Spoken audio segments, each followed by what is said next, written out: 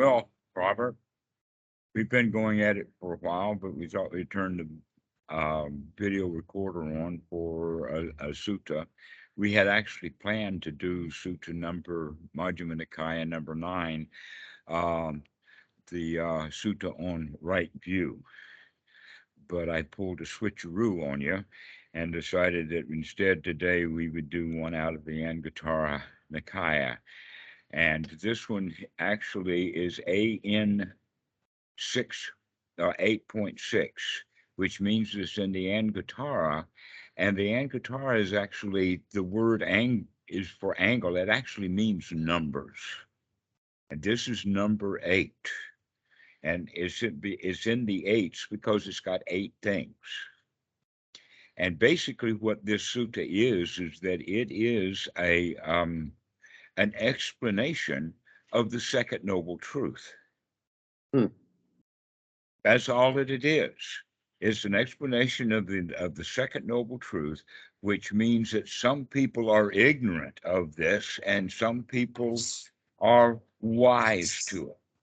And that's the distinction.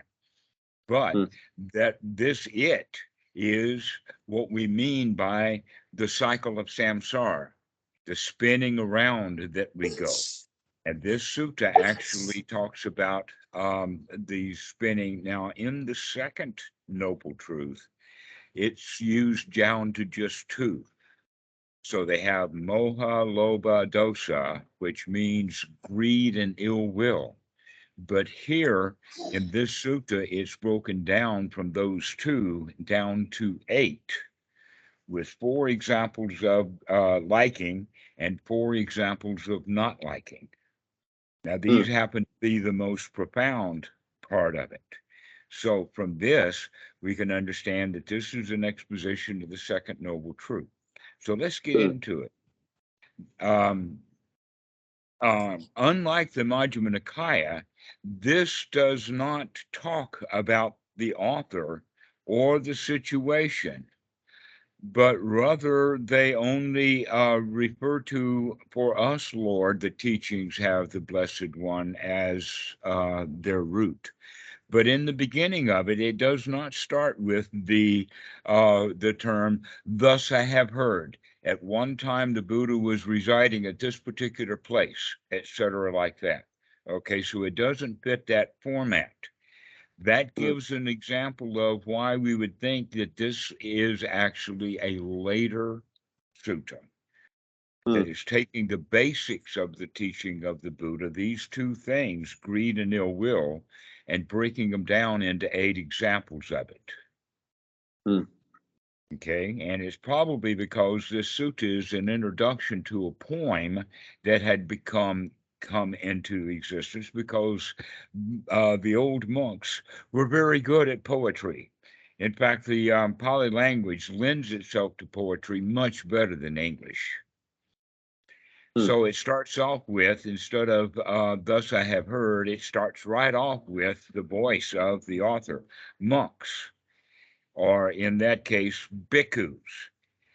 These 8 worldly conditions spin after the world, and the world spins after these 8 worldly conditions. Now, when we say that the world spins after these things, and these things spin around the world, people will get to believe that this is the world, that therefore the world is shit. No, the world is not shit. The world's just spinning around in a sewer. Okay, so which 8? Gain and loss. There's where that second noble truth gets you right immediately. Gain and loss, because we like something, we want to gain it, and we feel bad when we lose it. Right? So there we are, gain and loss. And this is the way that we normally see things. That in fact, you could say the ordinary, ignorant, adult part of the mind makes connections like this, the gain and the loss. Then the next pair that we have is status and disgrace. Now, status and disgrace have to do with the apparent ego state. How are we doing according to the rules? In other words, are we a high status person, or are we in disgrace based upon some set of standards? The next group, censure and praise, have to do then with the child ego state of being censored or praised in the sense of putting down, punished. You can see how censure and praise are closely related to status and disgrace, except that status and disgrace is something that an adult has, to where censure and praise is something that's very childlike. Then the next one's pleasure and pain is in the body. So we have the body, and we have the feelings, and we have the mind, as well as the parent, the adult, and the child. So all of these four, or this 8 group here, kind of nails it. This is our whole show. And that we run around in these things. Okay, these are the 8 worldly conditions that spin after the world, and the world spins around these 8 conditions. For an uninstructed run-of-the-mill person. Now, this run-of-the-mill is actually quite often the choice that the translators use for the Pali word of putajana. Now, the word putajana, the word puta actually means son, and you can say that the word jhana here is actually used in the sense of an area or a place. Just like the word Bhumi-putra in the Malaysian language, it means the son of the soil. It's the original. It's not the Chinese, and it's not the Indians. It's the original Malay people are called the Bhumi-putra, the sons of the soil of this place. So what we could talk about here is that this is what this means. It's the people who live the land. It's the sons of the dirt is what I like to call it in a kind of a humorous way. All right. You could also think of them as the rednecks. But this run of the mill that they are using, with Thanissaro is using here, has a quality to it that means this is what the whole mill produces. This is, by and large, everyone. The ordinary, uninstructed, run-of-the-mill person is by far the vast majority, 99% or more. And in America, probably you have to put another couple of decimal points in there. Okay. The uninstructed, run-of-the-mill person there arises gain, loss, status, disgrace, censure, praise, pleasure, and pain. But for a well-instructed disciple of the noble ones, notice that quality of the noble ones, not a well-instructed disciple of the Buddha. Looks like that the Buddha here himself, Sakyamuni, is dead by here. So the well-instructed disciple of the noble ones, there also arises pain, gain, loss, status, disgrace, censure, praise, pleasure, and pain. So what difference, what distinction, what distinguishing factor is there between the well-instructed disciple of the noble ones and the instructed run-of-the-mill ordinary person? All right. Now, I've got a lot of students who are actually stuck in that kind of question. One of them would be phrased like, well, when is it going to be over? When am I going to have to not have to worry about pain and gain and loss and status and disgrace and all of that when, we're swimming in it, whether we know it or not? And most people don't even know that they're swimming in it, but of those of us who do, it's still there. For us, Lord, the teachings have the Blessed One as their root, their guide, their arbiter.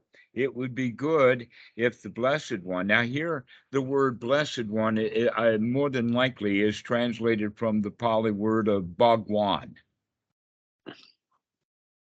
I have Bhagwan, you know that one? yeah. I have a little comment One Yes. thing I've noticed now that I've been in the Skype Sangha for a year and a half now, we started talking February last year, is it seems to me, and this is part of my own process too, that your Dhamma is like the unstoppable force, and then the dukkha of the student can be like the immovable object. And eventually, the unstoppable force defeats the thick-headedness of the immovable object. But it just has to keep going for a long enough time. And it's like a war of attrition, you know. Would you say that's a good way to characterize what goes on? Where you just keep That's what repeating happened and between repeating. Achan Po and I. It was a war of attrition. I'm really, really glad that he kept grinding away at it. And many, many other monks took a lot of grinding. Yes. Yeah, because when you were describing you know, many students have it in their mind of, oh, when will this be over? Well, the response to that is, well, it's over immediately when you decide it's over, right? And Don't give the and Sutta away yet. and yeah, but what's funny is like I used to ask that same kind of question to you, and then you'd keep telling me the same thing over and over again. And then I eventually stopped asking these questions because it had been drilled in me enough times where I could say, oh, this is what the Dhamma would say to this, Uh-huh. which is Yes. great. Yeah. But anyway, So please. that's the big question. Now that we know, what is it? For us, Lord, the teachings have the Blessed One as their root. Now we are starting to use this word Blessed One. That comes from the word Bhagwan or Bhagava in the Pali. Bhagwan is a Hindi word. And originally, it just meant good fortune. When we put that in there, if we had said, for us, dear teacher, the teachings of the lucky one, if you wanted to call him lucky, but when we call him blessed and then put that as a capital B, blessed one, we're putting it way, way up there to where this teacher, whoever he is sitting right there with the monks.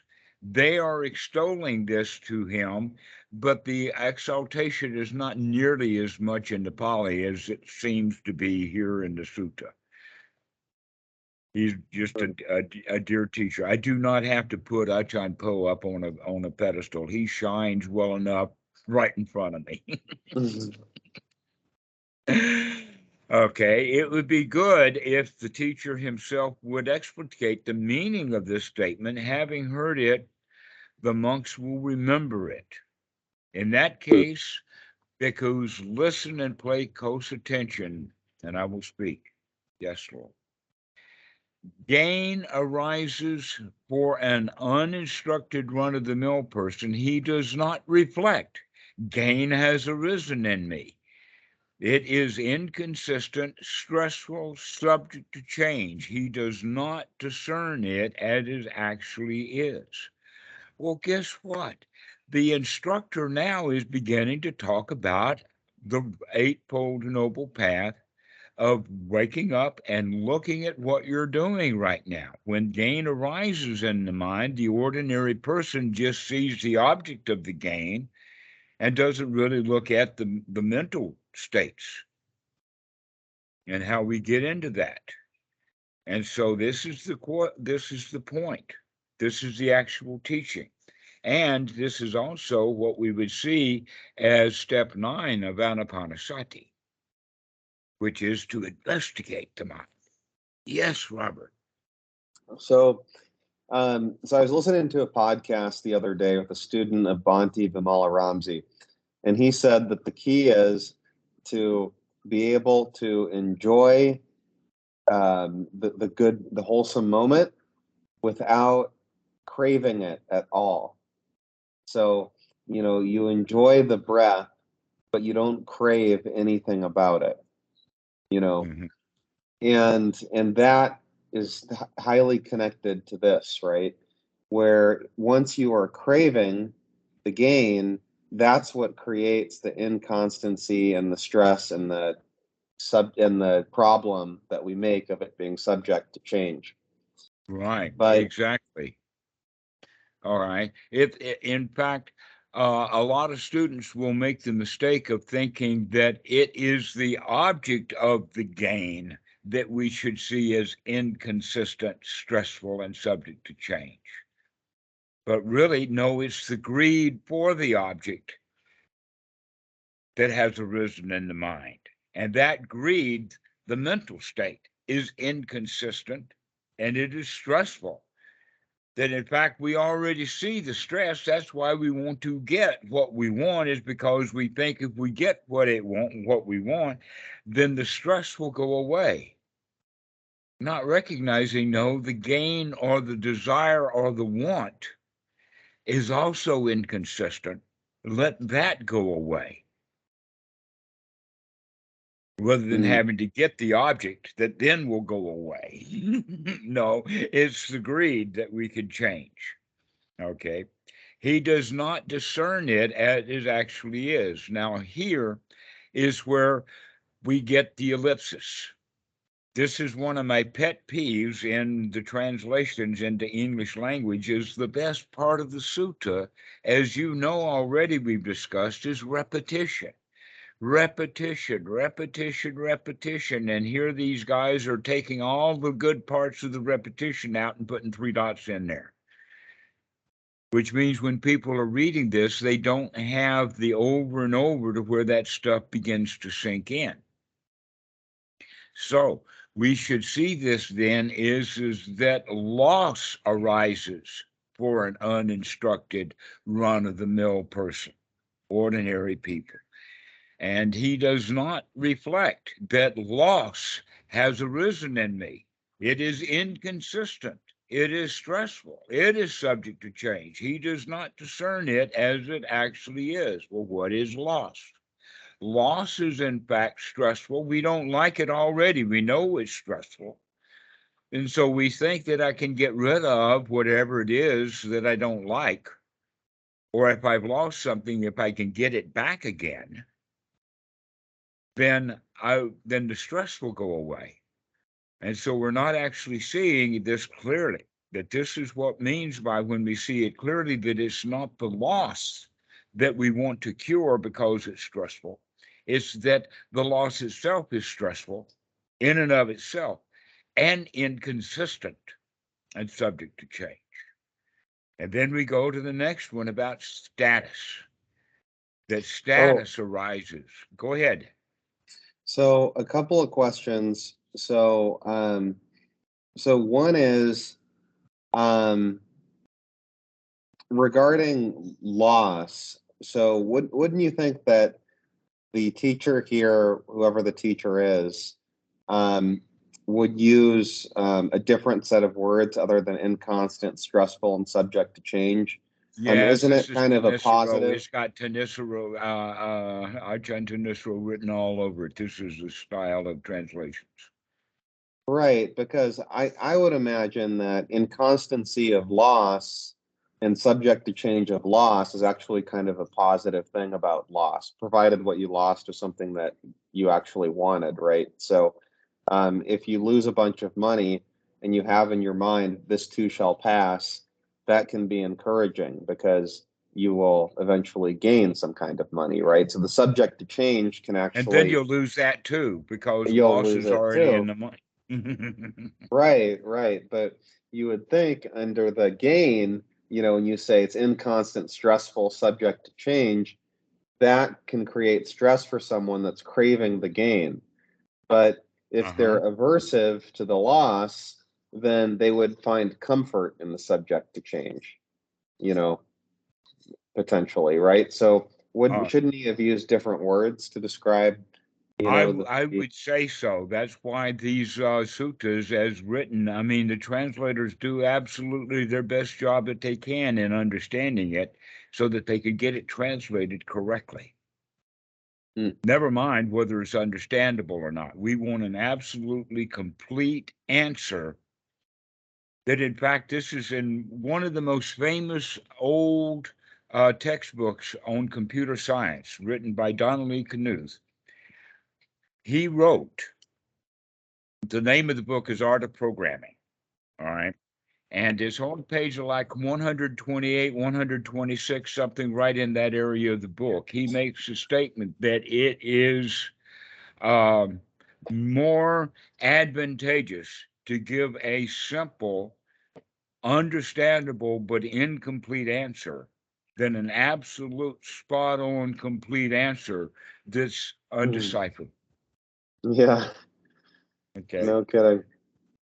And that's what we have here is that, yes, this is absolutely correct. It's just not quite understandable because of the translations that are used.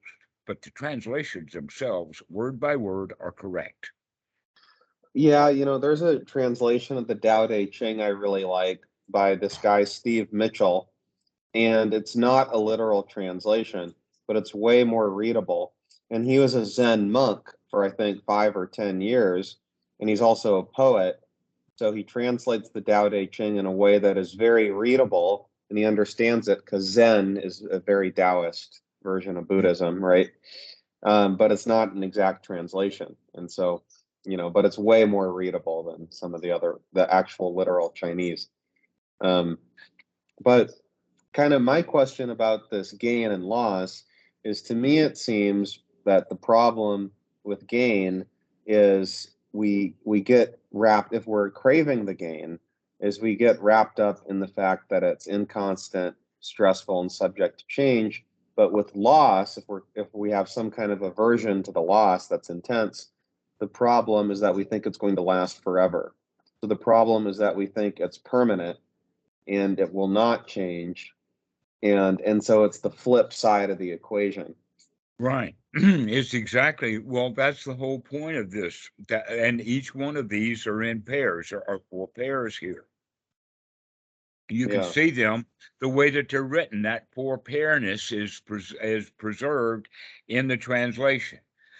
But gain and loss, we can use wider words for that because you're looking at it narrowly and almost in the sense of money or material gains. That's why the others are in there, is because they're the not so much material gains. right. But in the sense that everything is up and down, is on a cycle. Up, down, Yes. up, down, up, down, up, down. If you want the things to be up and they are down, then we don't like it. And if things are down and we want them to be up, back and forth. So wherever we are, it's not going to stay the same. The Right. cycle is going to continue along. You're going to go from pain and gain. In fact, the guy can open his bank balance, look at the bottom line, and get really, really delighted at how much money is in there. And then he looks up a few lines and sees the service charge, and now he's irate. And that only took 5 seconds. Right. Okay, so around and around we go, up and down and up and down and up and down and up and down, and we don't know that we're caught on that cycle. That's what we begin to need to see is that there's cycling here, and it's all inconsistent, and it is all unsatisfying, and it keeps You, changing. this reminds me of a conversation I had with my dad the other day about the beginning of the universe. And he said, well, there has to have been like a first thing that started everything. And I said, no, what if the beginning was the ending of the previous universe, right? What if and I know the Buddha says the 4 imponderables, right? You shouldn't even think about this. It'll drive you crazy. And I shared that with him beginning the conversation. But, if you're he insisted in discussing it. So, so if you're going to, I think maybe one way you could think about it that could be fun is, what if this universe was born from the end of the previous one, and the end of that one came from the birth of the one before that, and it's just an endless loop we're caught in right now, Mhm. you know, Yeah, which is except just that like that. each circle of the loop is so long that 13.7 billion years is not even yet to 1 o'clock on the loop that we're on this time. Yeah, And we're yeah, worried about 12 o'clock next time. How many trillions of years is that going to be from now? a lot. Many. But one of You the know, theories is that after everything goes through dissolution and it goes back down to there's nothing left but a wide distribution of energy called dark energy, because there's no particles left, because everything is disintegrated, but it's disintegrated over a vast field. But in the process of that, energy does like energy and have opposites and repels. So eventually, another trillion or so years is going to collect back together. How hot does it have to get before it explodes again? This is why they don't know what there you happened in the go. first second. Right, right. You just don't know. It could just be contracting and expanding and contracting and expanding again and again and endlessly, Well, infinite, they say infinite that loop. that energy is neither created nor destroyed, and they also show that there's a connection between energy and matter. So if energy can't be destroyed, then maybe all of the matter can, but there's energy there and makes some more matter. Well, yeah, that's actually what I said to my dad. Is he said, "Oh, it's all going to die and go away," and I said, "Well, where can it go? There's no place it can go because of the law of the conservation of matter, right? So matter Mhm. and energy, like it cannot be There is no destroyed. law in No the matter." cultivation of matter. I mean, you just light your nose on fire and see what happens to the nose. It's not on the nose anymore. Well, That's why no, there's but the mind over atoms. matter.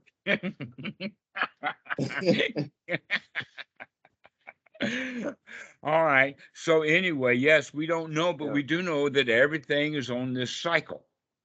right, Now we know everything is on the cycle. But the uninstructed person doesn't know that things are on a cycle. The question is, can we see this cycle ever? And then can we see it now? right, Okay, now the next pair, stress arises and disgrace, status arises and disgrace arises. Okay, this is actually a form of gain and loss.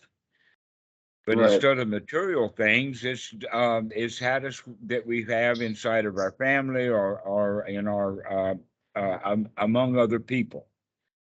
So this is actually part of the way that we relate to people is in the way of status and disgrace rather than friendship.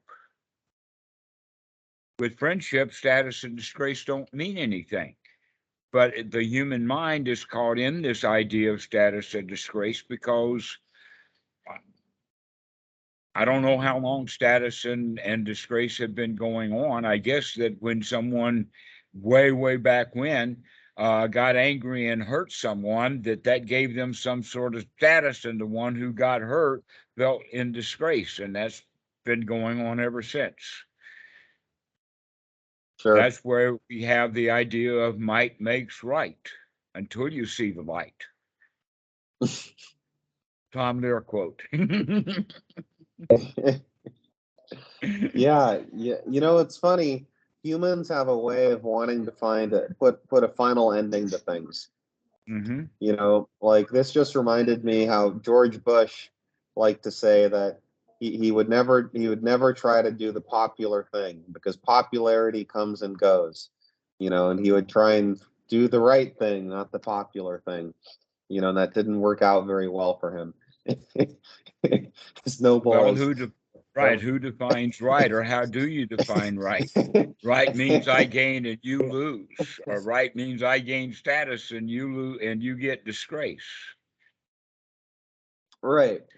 But Uh-huh. the But all general of idea them of are yeah. inconsistent. That's why we keep coming back to this point, is because they were left out, and we have to keep looking at the fact that all status is inconsistent. Whatever status that you have, in other words, as you move around, you're moving through, and your status changes depending upon wherever you are. So it's really inconsistent.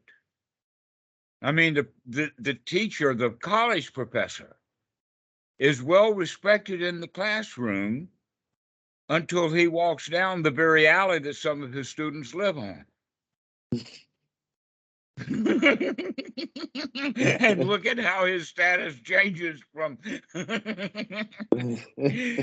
Mr. Big Teacher in the class into Mr. Old Man laying on the ground in pain. Yeah, status is dangerous because generally the more of it you have, the more the more you have a target on your back. You know, Exactly so. yeah. Exactly. Better to But stay anonymous and have fun. yeah, if you could have wealth or fame, it's better to have wealth because fame puts a big target. Wealth, there's also a target, but it's not as noticeable. You cover Well, your it tracks. depends upon if you can keep your mouth shut. And the problem with money is that it's noisy. Right. If you buy something, this is called ostentatious wealth. It's noisy. That in fact, occasionally we hear a story about someone who everybody thought was really, really poor winds up having and hoarding millions of dollars and living happily. Right. And of course, didn't need to hoard it. And they probably would have been even Well, happier. what else are you going to do with it? If you give it away, you'll get noticed. You have to be very I guess. careful about giving it away. Okay. So we have these four groups: gain and loss for equipment, status and disgrace with other humans, censure and praise comes out from the point of our childhood, that every child loves to be praised and every child hates to be censored. And that in fact, if we are censored or praised in public, that's because there's some adult around doing it to the child inside. Mm.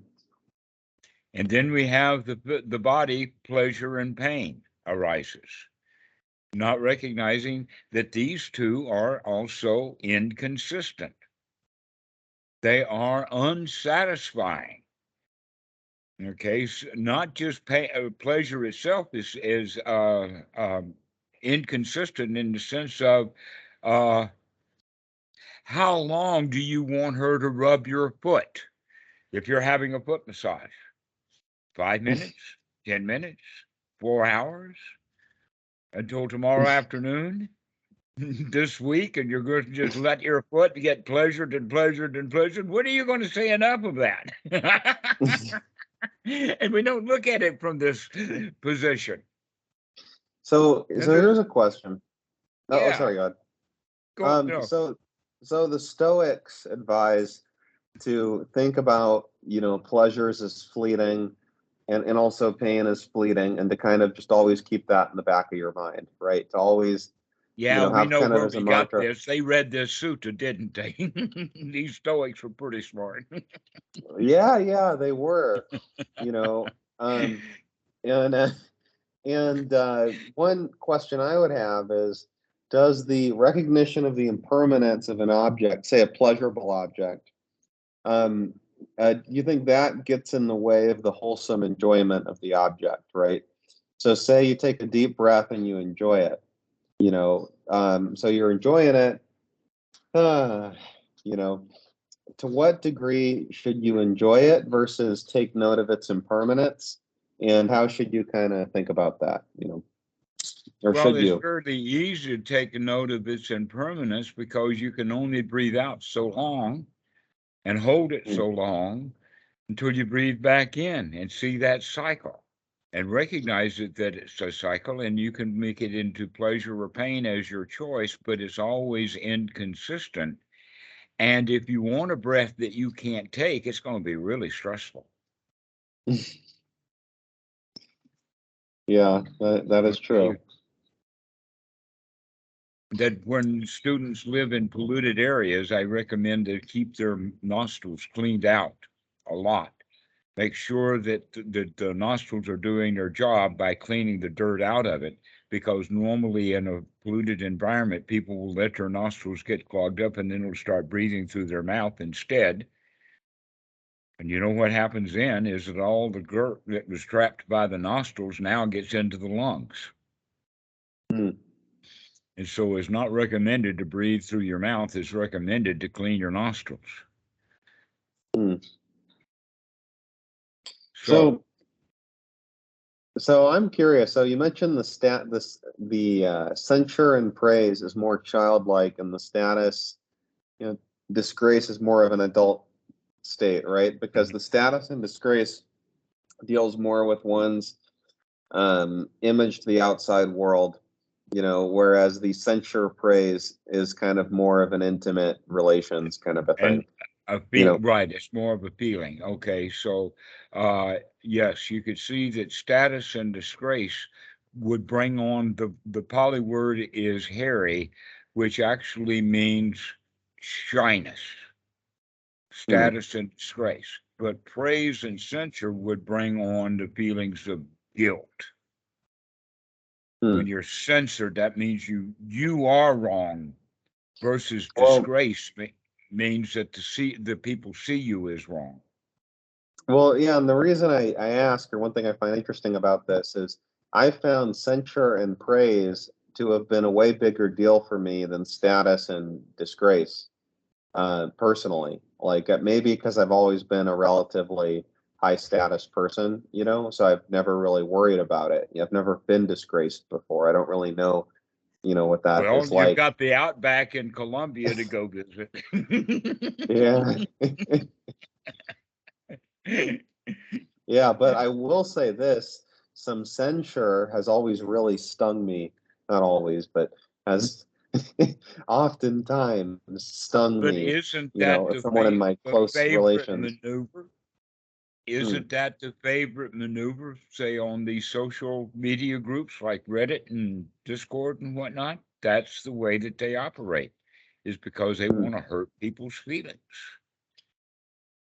You got hurt as bad as I hurt right now. Yeah, and but so when you they say go around censoring each other. So, and it'd be censure, not disgrace, because it's not really affecting the person's image, because Reddit is anonymous, perhaps, right? But say if it was fully clear who the identity of the person You was, can say it was see the Facebook. relationship between the two of them. In fact, there is a deep relationship between censure and disgrace, in the sense that the censure can actually add the disgrace with it. Like, oh no, poor me, I'm so bad, and I don't want anybody to know. So they could come quite as a package deal. Yeah, I think part of the problem with censure for people is the fear that it will turn into disgrace. And the censure itself usually is not that big of a deal. But if it gets out to the wider, let's say someone in your family doesn't like you, and you're afraid that the whole extended family. People.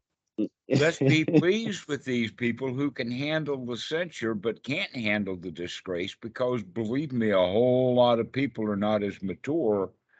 And when they get censored, they feel really, really bad. They don't like you when somebody makes a disparaging remark to them. That's why they're so quick to give it back in kind, is because I want them to hurt as bad as they made me feel.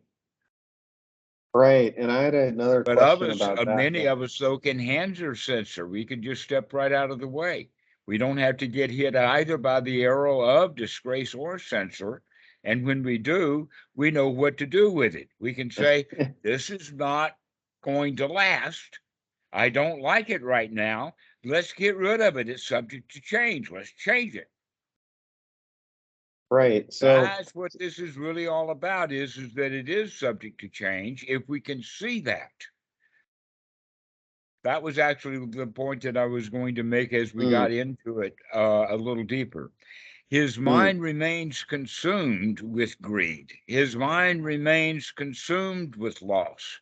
His mind remains consumed with status. His mind remains resumed with disgrace and censure and pleasure and pain and praise. All of those things just get into the mind and they get stuck there, and we're not seeing them clearly. He welcomes the arising gain and rebels against the arising loss. He welcomes the arising status and rebels against the arising disgrace. He welcomes the arisen praise and rebels against the arisen censure. He welcomes the arisen pleasure and rebels against the arisen pain. He is thus engaged in welcoming and rebellion. There's the circle. There's the samsara, welcoming and rebelling and welcoming and rebelling. And he is not released from this being born by this cycle of welcoming and rebelling. He is born and it gets old for him. People don't like it and it'll kill him. We have sorrow, lamentation, pain, despair, grief. That's one that that we know that he's grief is put in the word as pain. He is not released, I tell you, from suffering and stress. Okay, from dukkha. He is not released from it because he is caught in the cycle. Every time the cycle goes around, we are reborn. Because it's not just reborn, we are born as if we were carried along in that wheel of welcoming and rebelling, liking and not liking. That's why this sutta is just so deeply involved with a good explanation of the second noble truth. Certainly. Now, gain arises for a well-instructed disciple of the nobles, and he reflects. Gain, I see that feeling of gain. I can see that feeling of pleasure. It is also inconsistent, stressful, and I can manipulate it. That's the point. The subject to change is the way that Tensure has phrased it, puts it in passive voice. And it's just, it is subject to change. Well, who then is going to change it? That's the point that we need to make here is that gain has arisen. It is inconsistent. It can be changed. It is stressful. I don't like it so much. Let's change it. He discerns it as it actually is. Inconsistent, stressful, and I can change it. The loss, the same way. When status arises, let us say that sometimes that people will call and say, oh, gumi, gumi, gabi, gabi, Dhammarato, I am so thrilled to be in your presence, and bowing and scraping as best they can on the internet. And when I hear that stuff, I see it as inconsistent. Oh, poor dude. Get up off the floor already. Sure. But I give them some innocuous, yeah, I know. I've been there, done that. I've been praised before. I've heard it all before. I just thought of a really funny little analogy here. So, one of the things I like to write about for my my job, well, I wouldn't really call it a job per se, but my work is cryptocurrency. And there's been a big crash in the crypto markets recently, and it's way bigger. I heard the third from Thailand. Yeah, way I heard the third. Previous. Yeah, way bigger than previous crashes.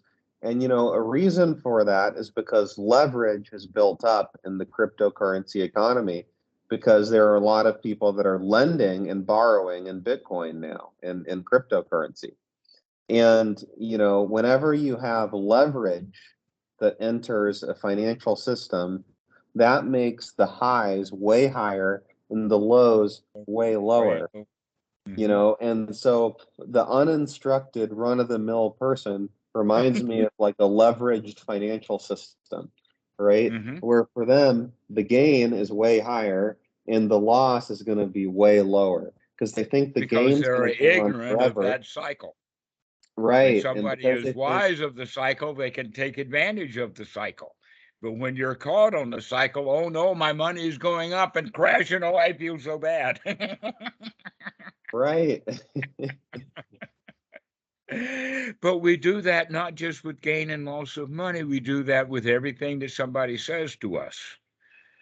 Do you take it? Everything that anybody says to us, we can either take it as status or disgrace or censure or pain. Right. Depending upon what ego state we're in. And sometimes we flip around so that we're back and forth between disgrace and censure. Right. That in fact praise and status are also intermixed. Right. Okay. So Yeah. if we can discern that stuff as it actually is, then when someone calls and tells me that I'm as full of crap as I know that I am, I'm not going to feel bad. It doesn't have to be stressful. In fact, I can congratulate the guy for, at least I found some student that can see straight.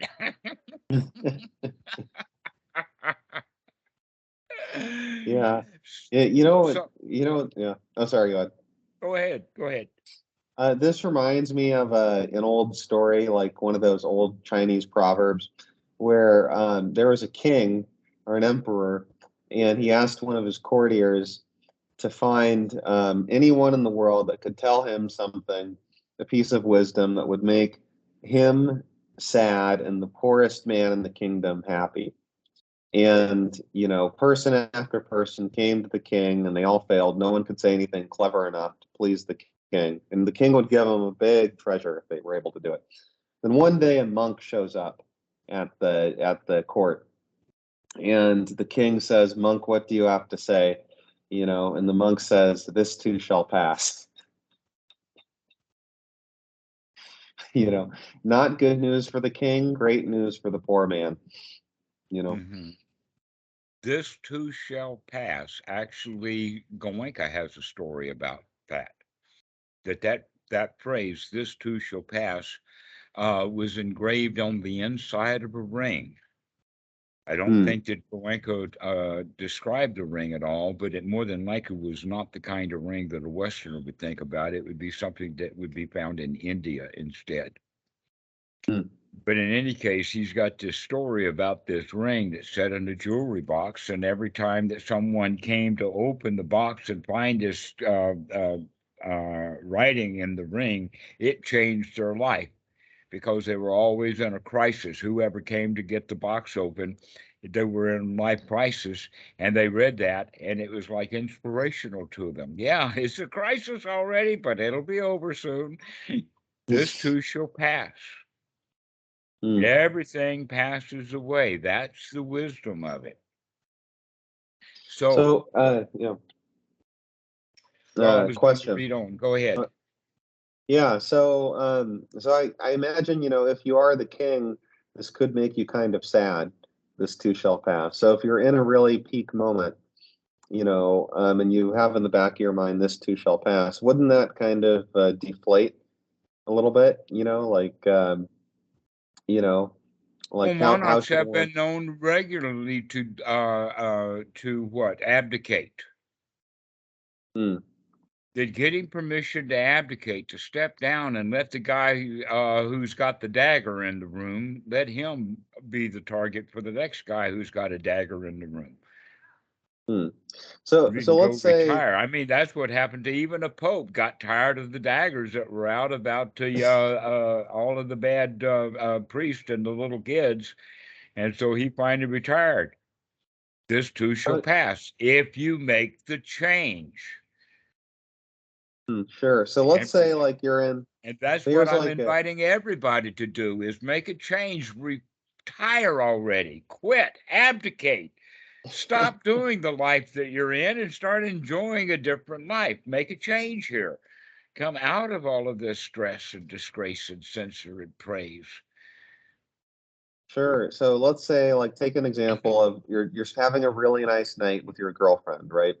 You're just having a great day, great, and everything's great, and everything feels like a total peak, great moment, and then you think in the back of your mind, this too shall pass. Doesn't that seem to be kind of a little bit of a buzzkill, you know, to enjoying the moment? Or say with your Actually, no, kids. if you hear it correctly, that means that you will pay attention to what's going on right now very Hmm. carefully. This Hmm. too shall pass means, oh, now I'm supposed to kill it, which often would Hmm. be, I mean, that's what you've got. When you have that thought, this too shall pass, means, oh, that thought's telling me I should change and kill this pleasant instead of recommending, aha, I see you, Myra. Because in fact, Ah, that this too shall pass is now an unwholesome thought. Wow. So you can have the same words of a thought and have it be wholesome versus unwholesome. That's a Mm-hmm. very interesting little detail there. So, Mm-hmm. okay, well that's great. So one thing it would remind me of is, say, I've heard it recommended before that, let's say if you have children, right, and they're only going to be really little for a short amount of time, in the grand scheme of things. And so to really enjoy that time, because that time is guaranteed to pass, like Mm-hmm. when they're like 2 and doing all these cute things that 2-year-olds do, or they're 4 or they're 8 or whatever, you know, 5. And so really enjoy those times because they're going to be gone. There will be a time where you read to your daughter for the last time. She's not going to want you to read to her anymore. Right. In fact, that's exactly what happens all the time on a regular basis is that children are treated and expected to behave the way that they did last year and the year Mm, before. And the kids are in transition. So instead of the parents watching this inconsistency and watching all of this change going on, they get stressed out because they don't like the fact that the kid's not the way that he used to be. And the kid is right, getting really stressed out because these parents don't recognize that this kid's a 10-year-old now. He's not in diapers anymore. right. He's ready for some big boy toys now. At least that's what he thinks. All Sure. right. And, So and let. and the thing is too, oh sorry, just maybe one last little wholesome thought to sneak in Mhm. there is every stage has its own kind of beauty to it, right? So like there's a certain beauty to being every age. Like at 28, there's a beauty to that compared to 22. There's a certain particular beauty to that compared to 55. There's a Well, certain beauty sure, to that. because each one of them, when you're at that age, you're in the here now, and the here now is absolutely marvelous. It's inconsistent, but everything is inconsistent and subject to change. And when we don't think that it changes, it gets really stressful. But Right. And this, in it's like, fact, the Trilokana, I think, is what this is. Inconsistent, stressful, and subject to change is actually the Trilokana, dukkha, anicca, dukkha, anatta. hmm, sure. That's And what it's we're kind of, talking about here. Hmm. yeah, and I think, it's one reason we can find nature so beautiful is because every permutation of beauty in nature is unique. No flower is exactly the same as every other flower. And so we kind of value flowers more than we would, say, a fake flower. Real flower we value more than a factory produced one, Hmm. generally speaking, because there's kind of more of a uniqueness to it, and even scent will be a little bit different than all the other flowers and whatnot, And it and has that's something in common with us. It's alive. The plastic flower is real, but it's not alive. And the actual flower is alive. And that's to be right. appreciated.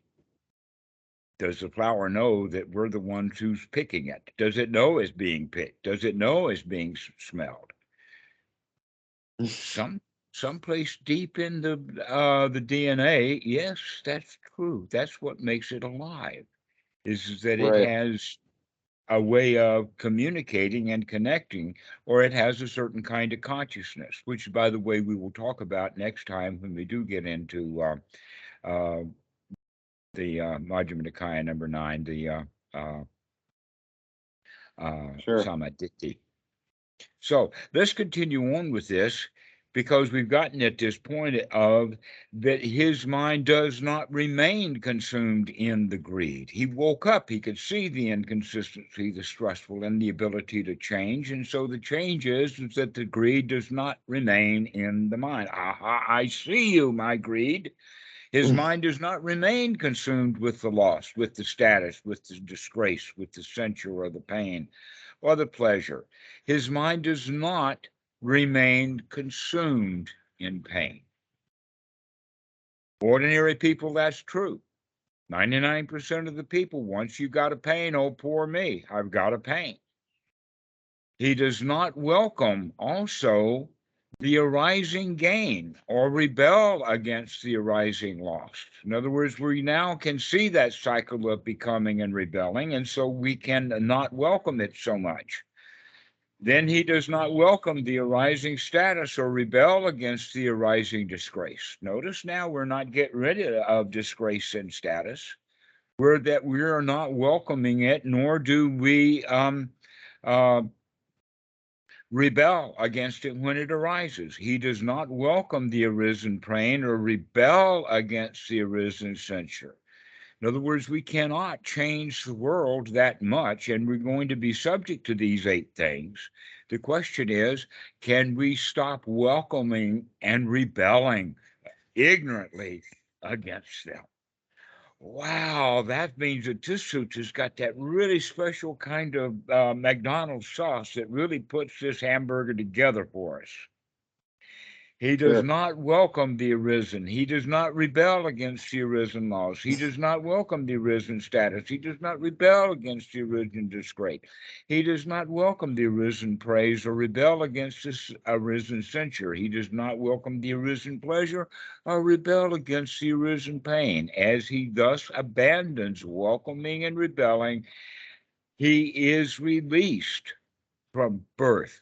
What is the birth? The being born in this cycle over and over and over again. I'm born as welcoming, and I'm born against rebelling, and I'm born into welcoming and born into rebellion over and over and over again. And when we see that cycle, we could step out of it so that we're no longer being born. We have been released from that kind of birth, aging, death, sorrow, Yeah, lamentation, it's funny. stress. To be a born again Buddhist isn't a very good thing, is it? Well, the phrase that is used is change of lineage, and this is the change of lineage. Mm. The change of lineage is the coming out of the ignorant of being caught on that cycle and see the cycle from the outside. You can change that. That's the change of lineage, to stop being reborn. The Buddha actually recommends that very strongly in Sutra number 20. The last line about it, all of these people who are believing in magic, they love that sutta until the very last line, when the Buddha very much clearly orders them, therefore stop being reborn. Like, you've got a Mm. choice here.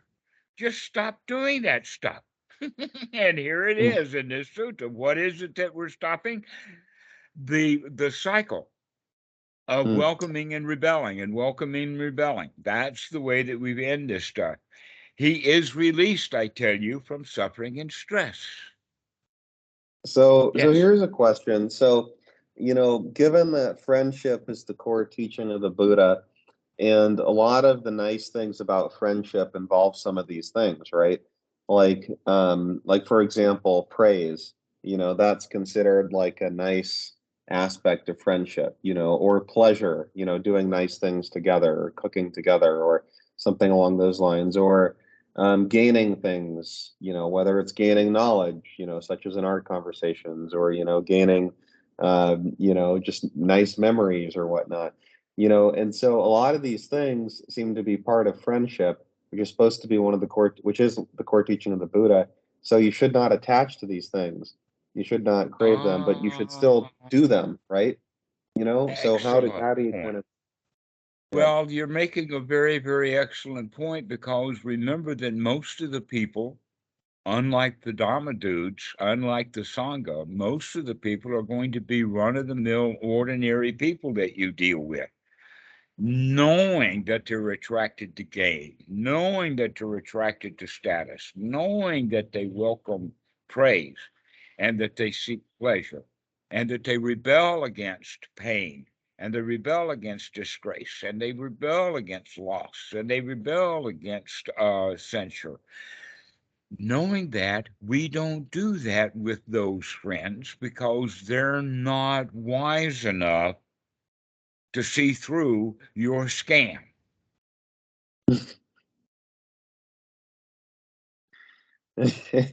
And in fact, yes, nobles are excellent scam artists, but the scam they play is a wholesome scam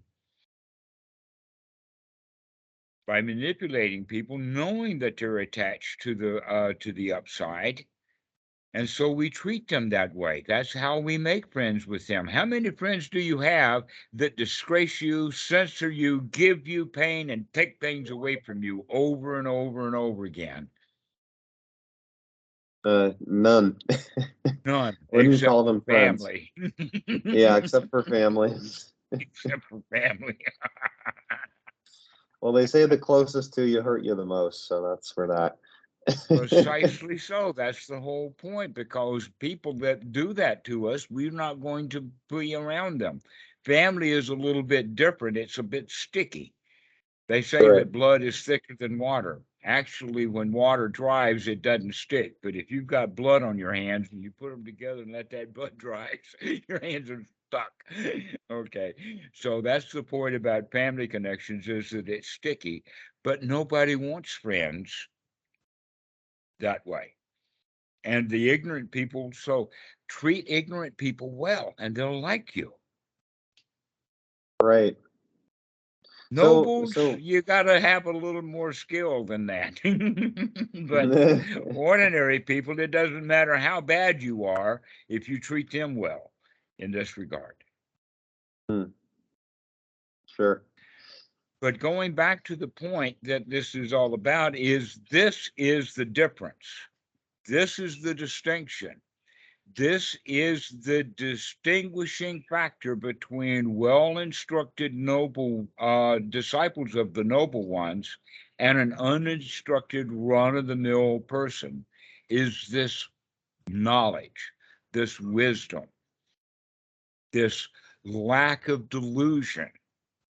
The delusion is that I cannot get off of this cycle of welcoming and rebelling. Mm. And the wisdom is, aha, I can step off of that. I can change.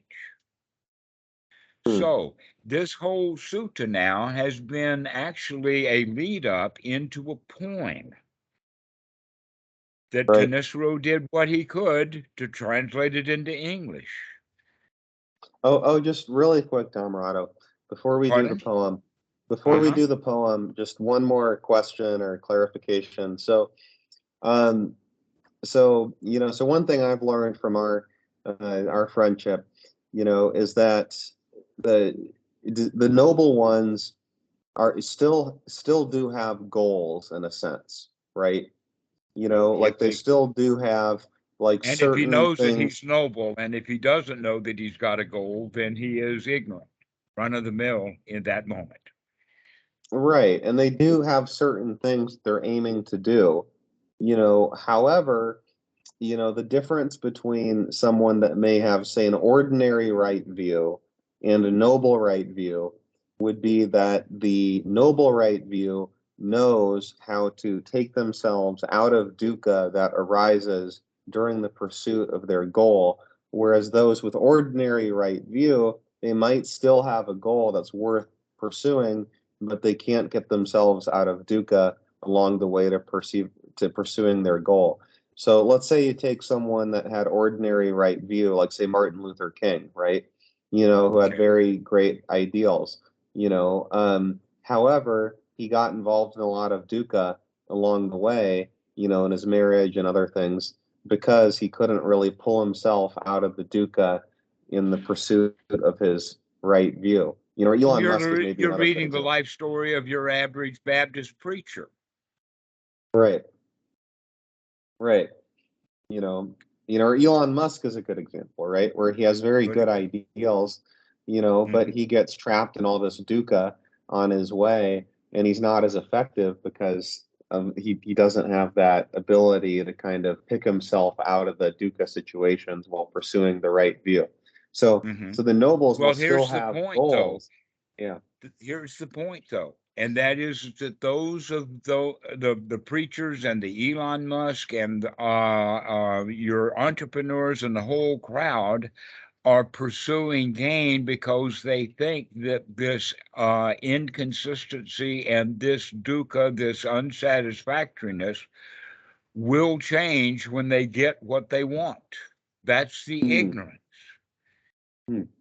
They're not saying that, oh, I can have this aspiration or I can have this goal, but I could still be happy right now anyway, whether we get it or not. Mm, And I right. can continue to pursue the goal happily and then make it a toy. This is why I recommend making it a toy, is because so long as it's real in that regard, we got gain and loss built into it, rather than merely just having it as the pleasure of the moment of playing with it as a toy. Right. And I think that's something where I've struggled with a lot with Buddhism whilst being a Western layman. At the Mm-hmm. same time, is the Western society is sending me all these messages, and my family and all these other people are sending me all these messages that I have to do all these things to be a valued member of the society. And then the common, Dhamma for dummies Oh, version of yes, I Buddhism know. That's all the is status telling seeking. me, Can you see that status seeking yeah, that you're doing there? Uh-huh. yeah, yeah. And then Because if you can see it, it's not going to be so painful. If you can't see it, then you're stuck in it.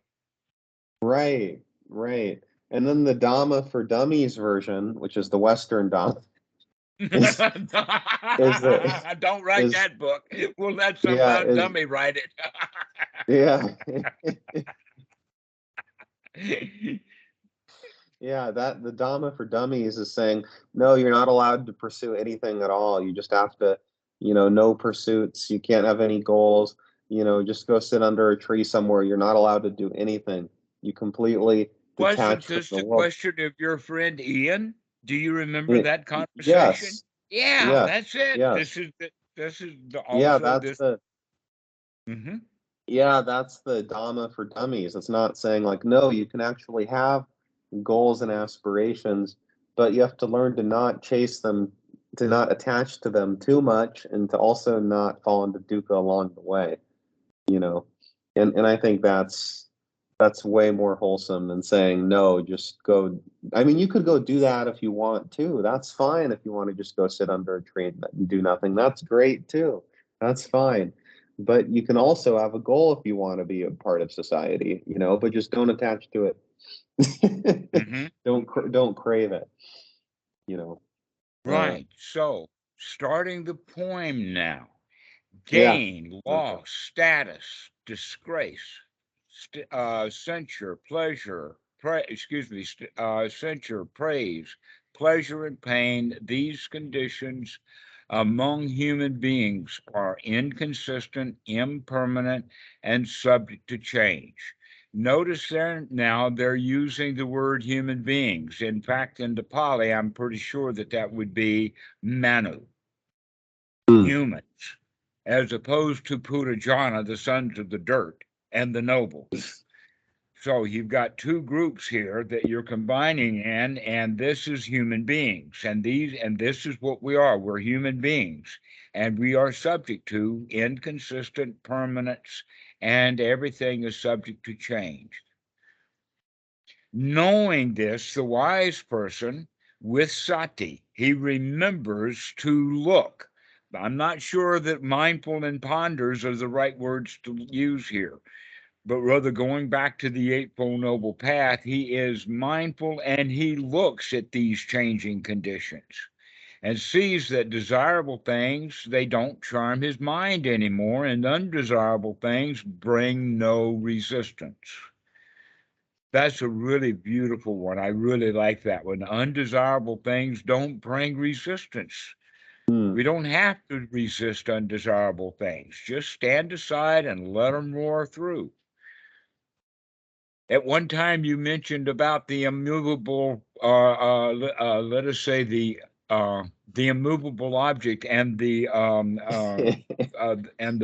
force. What do Unstoppable they call it? force. Unst- Unstoppable force, right?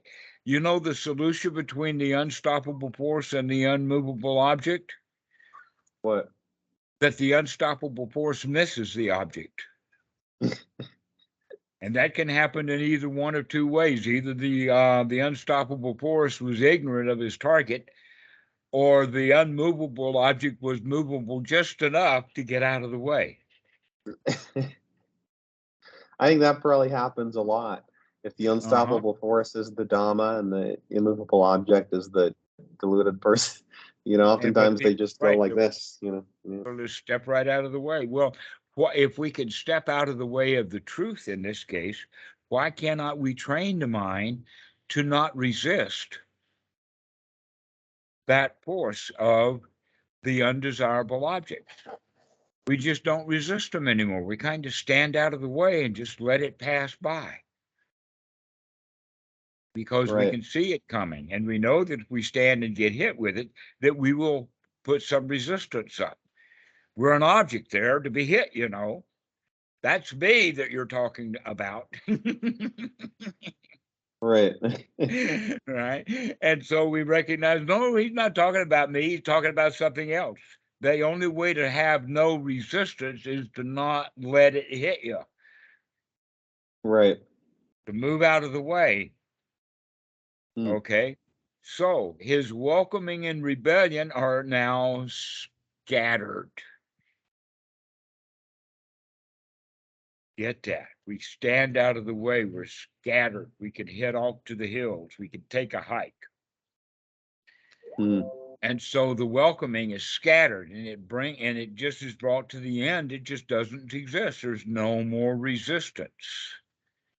Mm. Knowing the dustless, sorrowless state, he discerns rightly and has thus gone beyond becoming to that further shore. But the point is that this resistance that we're talking about has to be done every moment. That we cannot say, oh, there are not going to be any more desirable things, that things will be undesirable in your life. That's just how being human is. That's what they're talking about. These things that are there, we're not going to be able to get rid of completely. Greed, loss, status, disgrace, censure, praise, pleasure, and pain, these things will remain. The question is, are we wise to them? Mm. In this moment, are we wise to them? There's not a permanent kind of wisdom, that my wisdom is like a bubble and it protects me from ever getting by the slings and arrows of outrageous greed. Oh no, greed's going to hit. Wakey, wakey.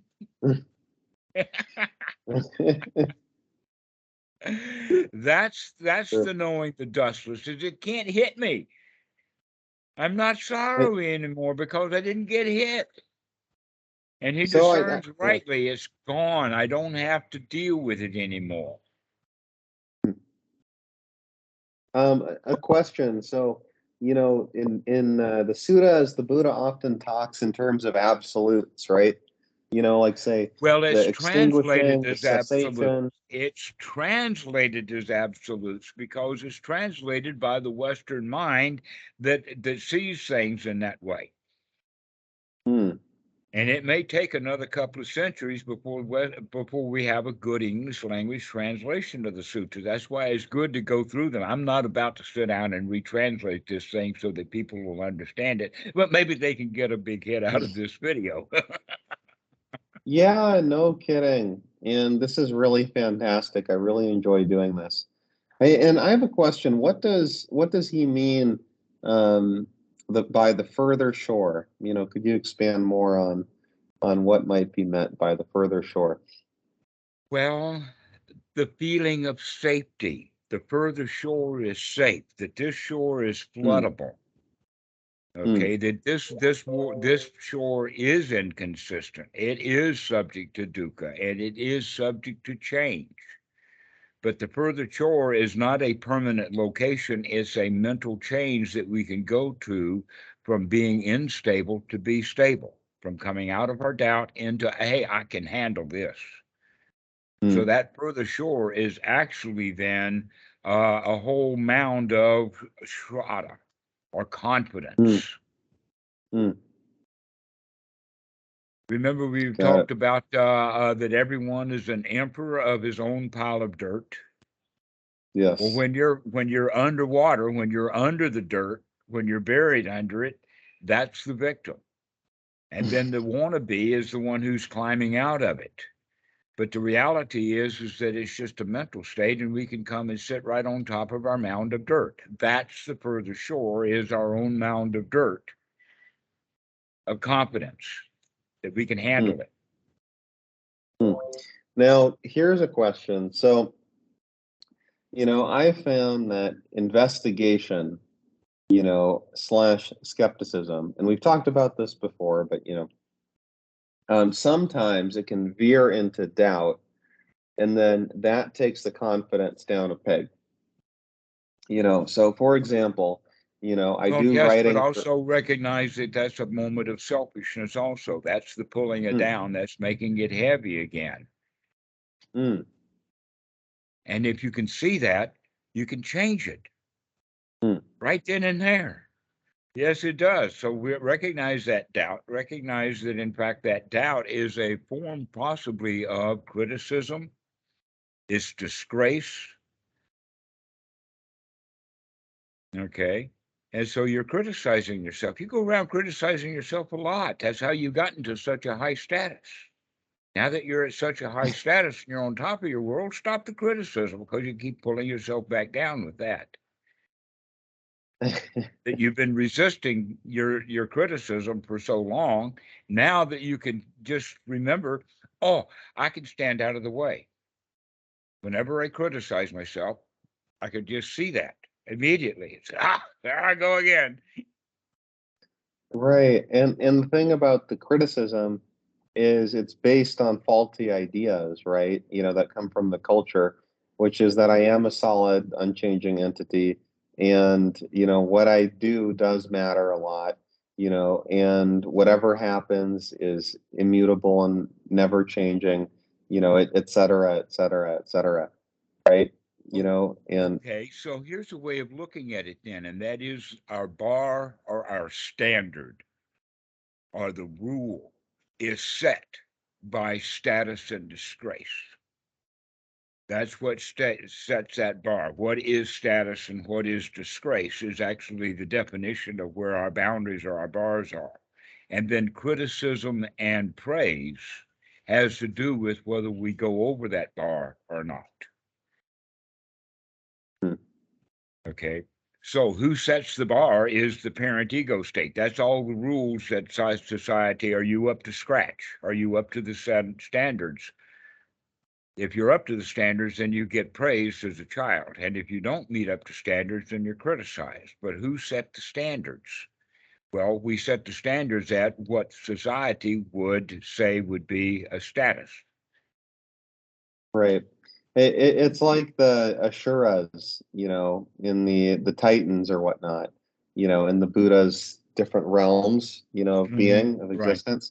And they still have dukkha, even though they're in these high realms, because they're still They're not in a distinguishing high between, realm. They're yeah, not in a high realm, not to them. They're high realm to the stupid Westerners who think that they're higher. But if you right, look back to the Asuras are being actually, they're close to the Titans. What's the right. problem with the Titans? They always lose the wars because all the other gods are more powerful than they are. The Well, Titans yeah, because they're wind up still fighting. remaining warriors. Okay. Guess what Yeah, happened to the Titanic? It hit an ice cube. That's what happened to the Titanic. There's your Titans for you. right. Had to float on So, water and they can't, and it's got is some hard water to go through and they can't do it. All right, so this is the Asuras also. Yes, they are heavenly warriors, but they are all dressed up for battle and they're terrified to go into battle. Just like the little child walks out on the stage with only one line to speak in this little play, and he is petrified. And he well, forgets his this, one line. yeah, well, this is also why I think the Bhagavad Gita is such a uh, great text, because Arjuna is about to do this very, terrible thing, from an ordinary perspective. He has to go kill his family, right, in this war. And Krishna is telling him, do it all as completely detached, completely detach yourself from everything and just do it for the greater good, basically, and only think about the wholesome. He's basically saying, only think about this, to put it in Buddhist language, Mhm. as doing a wholesome act, because this is what you have to do in this situation. This is your Dhamma. This is your duty in this situation. And I think, like, a lot of Buddhist lay people, struggle with that because the Buddhism is taught as a monastic religion, I think perhaps in the West that it has to be monastic. If you're not being a monastic, you can't properly be a Buddhist, you know. And perhaps there's some truth to that the monastic setting is the most conducive to living a life of the Dhamma. I think that is probably completely the case, hence the OSF and all of this, right? However, Mhm. if you can have that perspective, like Arjuna in the Bhagavad Gita, where you go through life unattached to the slings and arrows of outrageous fortune or totally mundane fortune, Uh-huh. Well, the like in Rama, the Sutta. the Yeah. Ramayana actually is part of Thai culture also. There Mm, is, in fact, one of the big Wats in Bangkok have murals of the entire Ramayana. The whole story is done in murals. You have to walk down hall after hall to see the pictures, and they even have guides who will go through and tell you all of the stuff about what's on each one of these pictures for the Ramayana. Now, mm, one of the points about killing the family is to recognize that all of that family that Krishna has to do away with are all of his old stuff that is mm, metaphoric. It's not killing his actual human being families. It's killing that this is, in fact, a part of Buddhism. And also, I think that there is some passage in the Bible that refers to this. And that is that mm, you have to kill your mother and your father. mm. And yet, at the same time, it's got in both of the books, honor thy father and thy mother. The Buddha talks about carrying your mother around on Right. his shoulder. And here you also talk about killing your mother and your father. And people will get confused because they don't know that one is actually gratitude and generosity and working with our family as human beings versus the metaphorical mother and father that has given us all of these rules of status and Mm, disgrace that we can't match right. up to, giving our criticism and our praise. Right. And so that's a psychological. It's a Yeah. psychological warfare that we're all in. We all live through our own private little Ramayana.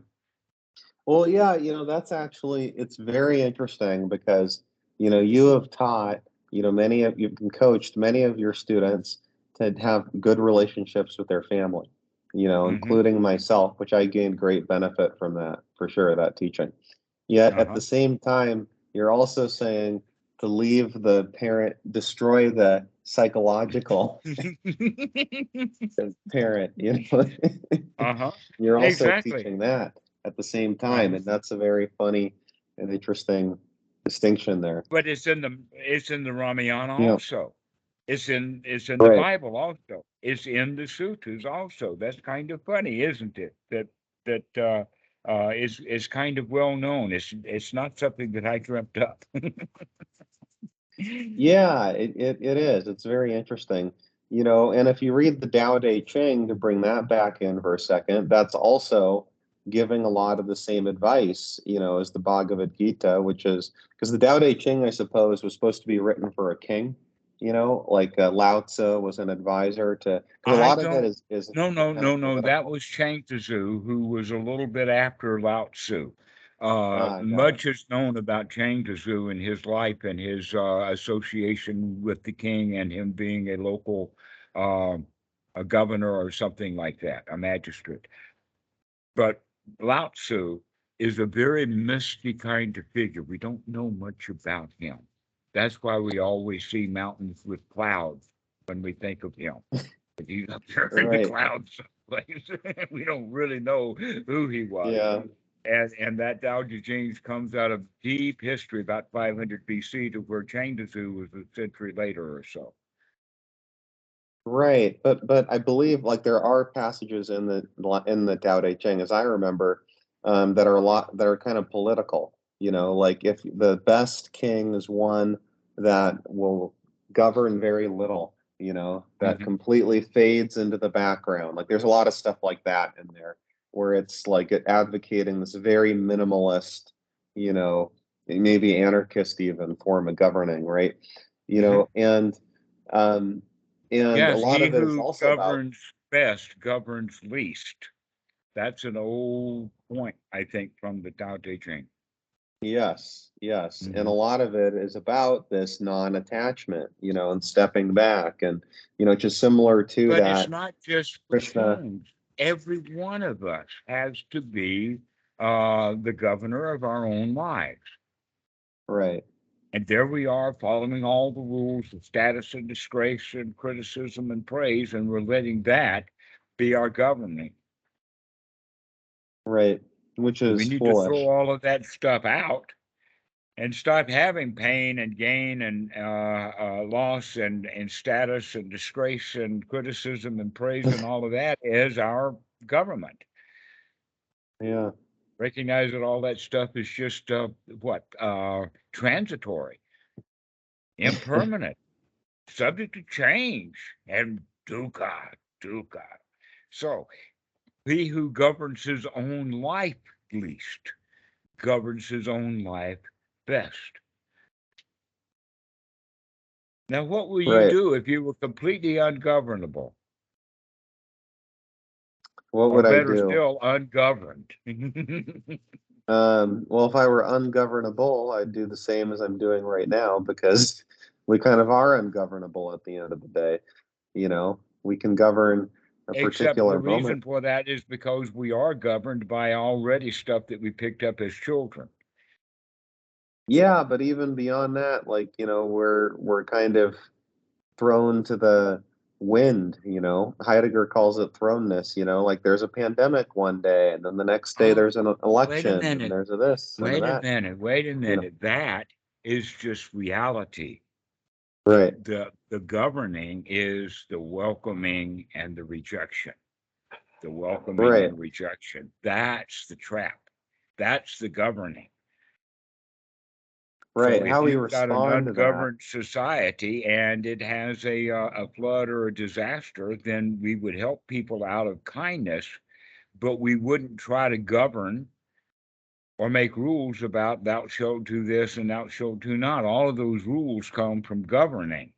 And so that's what I'm getting at is that we are all in that state of governing ourselves, making ourselves miserable by that pain and loss and status and all of that kind of stuff. And we can come out of that, then we're ungoverned.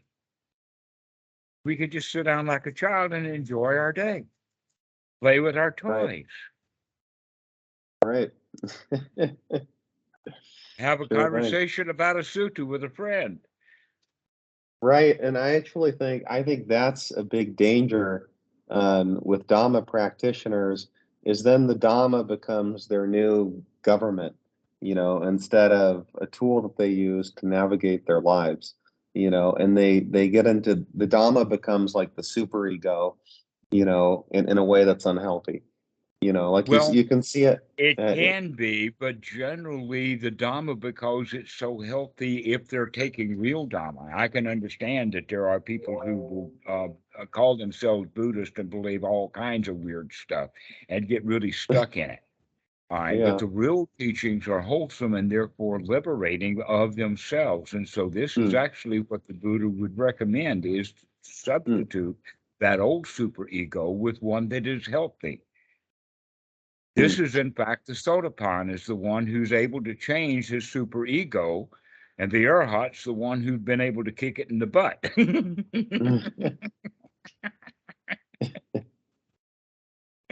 over and over again. Kick it back into Sure, shape over and over again, okay? But the Sotapan is the one who has the ability to do that. sure. He's got the ability to change that superego, and he starts doing it. And pretty soon he gets pretty good at being able to change that superego so he can see greed and loss and status and disgrace and criticism and praise and pain and pleasure. Sure. We can see those things, right? Because, see, the ignorant, ordinary person, those things come into the mind and they don't know it. They don't see how dangerous it is. Right. And so they're caught in that cycle of welcoming and rejecting and welcoming and rejecting. And that's Been the there, done government that. that they have. There's their government right there. And when we stand out and we can see that government, we can say, hey, man, we don't need to do that right now. You can put a stop Right, to it right now. right. And so how would you describe, like a Dhamma superego? It sounds like an oxymoron, right? Is the Dhamma superego just simply remembering, and Actually, that's all it no, is just remembering? I would say offhand that that's exactly what we want to do, to change and unify the rules, to throw Hmm. all the rules out and have one great big super rule, a huge super rule that is so powerful and so important that we consider it every time we remember to consider it. And what is that rule? The Sutta. What is that rule? Dukkha-nirodha. What is that rule? The whole teachings of the Buddha. In other words, see that dukkha, see that inconsistently, and change. That's the rule. Dukkha-nirodha, to step out of it. Right. That's the only rule we have, is let's make this moment pleasant and let the future take care of itself. You see, in fact, one of the primary things that we see about what laws and rules and all that kind of stuff within Western culture has to do with the means and the end, the means to the end. And if the end is sufficiently justifiable, then whatever means that it takes are justified to get to that end, right? Okay. And what the ignorant ordinary person doesn't see is that there is no end. There's just the cycle of the means of liking and not liking and liking and not liking. And all you go is that. Okay. So in that regard, in Buddhism, we don't see an end. We see, are these noble means, Hmm. skillful means, no end to it. Hmm. Skillful means, no end to it. Wow, that is just so different than Western society. Right. To recognize there's no end to it. But can we take skillful means of stepping out of the cycle every time that we see ourselves caught in that cycle? Sure. So that's the difference between the noble and the ordinary run-of-the-mill person. Is the noble, the disciple of the noble will in fact see what he's doing, to wake up, to take a look, and to recognize that this is dukkha. Let's change it to dukkha-nirodha. Hmm. That's all there is to it.